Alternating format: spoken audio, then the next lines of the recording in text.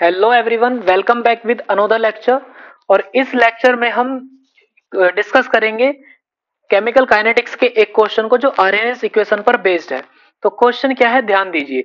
600 kelvin ताप पर ethyl iodide के निम्नलिखित अभिक्रिया द्वारा अपघटन में प्रथम कोटि वेग स्थिरांक 1.60 into 10 to the power -5 second inverse है। इस अभिक्रिया की सक्रियण ऊर्जा 209 किलो जूल पर मोल है। 700 केल्विन ताप पर वेग स्थिरांक की गणना कीजिए। तो क्वेश्चन बहुत सिंपल है, जरा एक बार ध्यान दीजिए। देखो क्वेश्चन में क्या कहा है। क्वेश्चन में कहा है कि 600 केल्विन ताप पर, तो हमें इन्होंने T1 की वैल्यू दी है। T1 की वैल्यू दी हुई है 600 केल्विन। ठीक है, 600 केल्विन ताप पर एथिल आयोडाइड के निम्नलिखित अभिक्रिया द्वारा अपघटन में प्रथम कोटि वेग स्थिरांक K1 की वैल्यू, K1 की वैल्यू हुई है हमारे पास में, जो वेग स्थिरांक है K1, K1 की वैल्यू दी हुई है भाई। K1 की value 1.60 into 10 to the power minus 1.60 into 10 to the power -5 second inverse. तो कहा है इस अभिक्रिया की सक्रियण ऊर्जा की वैल्यू दी है। तो ईए की वैल्यू इन्होंने हमें दी है, EA equal to 209 kilo joule per mole, 209 kilo joule per मोल। ठीक है, उसके बाद में कहा 700 केल्विन ताप पर वेग स्थिरांक की गणना कीजिए। तो 700 केल्विन ताप, इसका मतलब क्या दिया हुआ है प्यारे बच्चों, T2 की वैल्यू दी है इन्होंने 700 केल्विन, 700 केल्विन। ठीक है, तो पहले एक काम करते हैं, और फिर हमसे क्या कहा है, हमसे कहा है कि K2 जो वेग स्थिरांक है ना, उसकी वैल्यू फाइंड कीजिए। तो एक काम करते हैं, इसको थोड़ा इसकी यूनिट को चेंज कर लेते हैं। देखो ध्यान दो, अगर ये यहाँ पर पॉइंट है, अगर यहाँ पर पॉइंट है और इस पॉइंट को अगर मैं एक डिजिट राइट में शिफ्ट करूंगा तो पावर माइनस में एक और बढ़ जाएगी। 5 की कितनी हो जाएगी, -6 हो जाएगी। जब राइट में पॉइंट जाता तो माइनस में पावर बढ़ती है ना, तो वही कर रहे हैं। तो इसको हम K1 को लिख सकते हैं 16.0 इंटू 10 टू द पावर -6, या इसको सीधा सीधा लिख सकते हैं 16 into 10 to the power 6 second inverse. ठीक है, K1 की वैल्यू ये होगी। अभी देखो ये किलो जूल में दिया हुआ है, तो इसको हम एक काम करते हैं, इसको जूल में कन्वर्ट कर लेते हैं। तो अगर किलो जूल को जूल में कन्वर्ट करना है तो 1000 से कर देंगे मल्टीप्लाई, या फिर हम कहें कि 10 की पावर 3 से भी मल्टीप्लाई कर सकते हैं। 10 की पावर 3 का मतलब भी तो होता है 10 गुना 10 गुना 10, यही तो होता है 1000। तो इसको हम ऐसे भी लिख सकते हैं, तो लिख देंगे इसको 209 गुना 10 की पावर 3 जूल पर मोल, 10 की पावर 3 जूल पर मोल। अब T2 की वैल्यू केल्विन में दी है। तो देखो ये इसमें सीधा सीधा ये आरएनएस इक्वेशन पर बेस्ड क्वेश्चन है। तो आरएनएस इक्वेशन हमें बस अगर पता भी होगी ना तो हम इस क्वेश्चन को सोल्व कर देंगे। तो आरएनएस इक्वेशन क्या होती है, log K2 divide by K1 base होता है 10 equal to E A divide by 2.303 R, और T2 minus T1 divide by T1 into T2, ये होता है फॉर्मूला। ठीक है, इसमें सभी की वैल्यूज को पुट करेंगे। देखो K2 की वैल्यू हमें नहीं पता, K2 की वैल्यू तो हमने फाइंड करनी है। log K2 बेस दिया हुआ है 10 डिवाइड बाई K1 की वैल्यू कितनी है, K1 की वैल्यू दी है इन्होंने 16। देखो अभी अभी हमने सोल्व किया है ना, 16 इंटू 10 टू द पावर -6। तो इसको हम लिख सकते हैं 16 into 10 to the power -6 second inverse equal to EA की वैल्यू कितनी दी है 209, ईए की वैल्यू दी है 209 गुना 10 की पावर 3 जूल पर मोल, जूल पर मोल। ठीक है, उसके बाद में 2.303 आर की वैल्यू 8.314 जूल पर केल्विन, जूल पर केल्विन पर मोल होती है। अब देखो यहाँ पर T2 की वैल्यू दी है इन्होंने, T2 की वैल्यू 700 केल्विन। तो 700 केल्विन माइनस 600 केल्विन, K1 की वैल्यू कितनी है, K1 की वैल्यू 600 केल्विन है, सॉरी T1 की वैल्यू 600 केल्विन है ना, डिवाइड बाई T1 की वैल्यू, T1 की value 600 kelvin, 600 kelvin into 700 kelvin. तो क्या करेंगे, देखो इसको थोड़ा सा और सोल्व करते हैं। एक काम करते हैं, इस केल्विन से ये वाला केल्विन इनवर्स खत्म हो गया, जूल से जूल खत्म, मोल इनवर्स से मोल इनवर्स खत्म हो गया। ठीक है, कट हो गया। अभी थोड़ा सा और सोल्व करते हैं। तो इसको हम लिख सकते हैं log base 10 K2 divide by, देखो अगर ये नीचे सेकंड इनवर्स है, अगर ऊपर जाएगा तो कैसे हो जाएगा सेकंड, तो हम इसको लिख सकते हैं K2 second, K2 second divide by 16 into 10 to the power -6 equal to 209 into 10 to the power 3 divide by 2.303 into 8.314। अभी इसको सोल्व करेंगे तो 600 में से 700 में से 600 गए, कितना बचा? 100 बचा।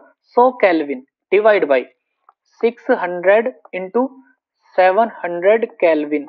तो केल्विन से यहां से क्या हो जाएगा? केल्विन से केल्विन कट हो जाएगा, केल्विन से केल्विन कट हो गया। ठीक है, बचा क्या? अभी जब इसको सोल्व करेंगे, देखो 2 जीरो से 2 जीरो कट हो जाएंगे, ये 2 जीरो से 2 जीरो कट हो गई। यहां से क्या होगा? ये 2 जीरो और यहां से 1 जीरो बचेगी। तो इसको देखो, अभी एक फॉर्मूला होता है, हम जानते हैं log m divide by n, को हम लिख सकते हैं log m minus log n, log n। तो इसको भी हम ऐसे ही कर देंगे, log m ये रहा, n ये रहा, इसको भी ऐसे ही माइनस की टर्म में करके लिख देंगे। तो क्या लिख सकते हैं प्यारे बच्चों? हम इसको लिख सकते हैं log log k2 सेकंड में, k2 सेकंड में माइनस log 16 इंटू 10⁻⁻6। ठीक है, इक्वल टू क्या हो सकता है? इक्वल टू आ जाएगा भाई, इसको लिख सकते हैं 209 209 209 इंटू 10 डिवाइड बाई 2.303 इंटू 8.314। यहां पर कौन बचा? यहां पर बचा एक बचा, और 6 इंटू 7। तो जब इधर वाले पार्ट को सोल्व करेंगे, इस पार्ट को जब सोल्व करेंगे, तो सोल्व करने के बाद में इसकी वैल्यू आएगी 2.599। तो इसकी वैल्यू को हम लिख सकते हैं, हम टू पॉइंट, इधर लिखते हैं थोड़ा, इधर वाली वैल्यू कितनी आ गई? 2.599। अब इसको थोड़ा सा सोल्व करते हैं, ध्यान दीजिए एक और बार। इसको हम लिख सकते हैं log k2 सेकंड में वैल्यू आएगी। ठीक है, k2 अभी क्या कर सकते हैं? माइनस k2 सेकंड, और इसको देखो यहां पर फॉर्मूला लग सकता है log m इंटू n का। क्या होता है? log m plus log n, log m plus log n। तो इसको हम कैसे लिख सकते हैं? इसको लिख सकते हैं कुछ ऐसे करके, log 16 प्लस log 10⁻⁻6। अभी इस ब्रैकेट को ओपन करते हैं, देखो क्या लिख सकते हैं? इसको लिख सकते हैं log k2 second minus, minus अंदर मल्टीप्लाई करेगा तो क्या लिख सकते हैं? log, अब देखो 16 अगर 16 है तो इसको हम लिख सकते हैं, इसको हम लिख सकते हैं 2 इंटू 2 तो 2 की पावर 4, तो 2 की पावर 4 लिख सकते हैं। अब माइनस अगर अंदर मल्टीप्लाई कर रहा है तो क्या लिख सकते हैं? log 10⁻⁻6 equal to -6 equal to 2.599 हो गया। ठीक है, उसके बाद में क्या कर सकते हैं? उसके बाद में हम इसको थोड़ा सा सोल्व करेंगे। देखो एक और फॉर्मूला होता है, क्या होता है फॉर्मूला?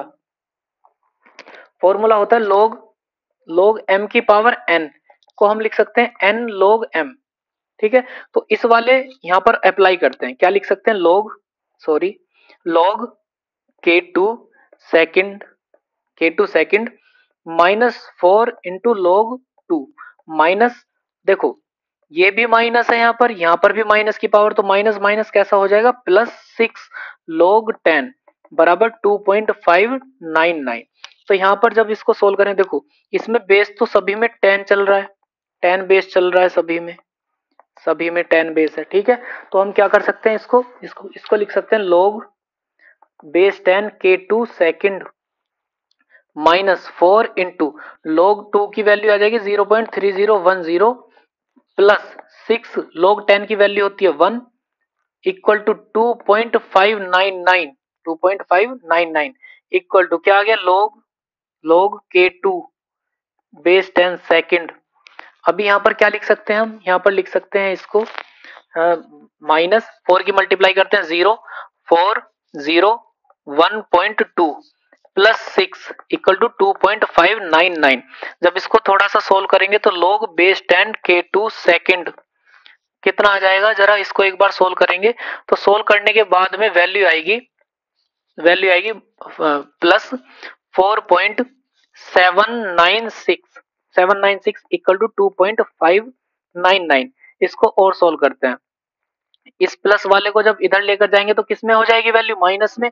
तो क्या लिख सकते हैं भाई? इसको log k2 सेकंड और 10 बेस है, इसको इधर लेकर जाएंगे तो 2.599 माइनस 4.796। तो क्या हो सकता है? log k2 second base 10 equal to, इसको जब इसमें से सब्सट्रैक्ट करेंगे तो वैल्यू आएगी -2.197। देखो अब इसको क्या कर सकते हैं, जैसे हमारे पास में होता है इसको हम लोग log E X equal to, या फिर ऐसे मानो log E A equal to X है। तो अगर हमने यहाँ से a की वैल्यू फाइंड करनी है तो a जो ये जो बेस है ना ये पावर बना लेता है सामने वाले को, तो इसको लिख सकते हैं a इक्वल टू ई की पावर x। तो हम अगर यहाँ से k2 की वैल्यू फाइंड कर रहे हैं, अगर यहाँ से k2 की वैल्यू फाइंड करेंगे तो ये पावर, ये है क्या बेस, बेस इसको बना लेगा अपनी पावर। तो क्या हो जाएगा k2 इंटू सेकेंड बराबर कितना, 10 टू द पावर -2.197। अब देखो क्या हुआ, अब ये सेकंड जब इधर जाकर डिवाइड करेगा, ये सेकंड जब इधर जाकर डिवाइड करेगा तो कैसे लिख सकते हैं इसको, इसको लिख सकते हैं हम ऐसे कि k2 equal to 10 to the power -2.197 divide by second.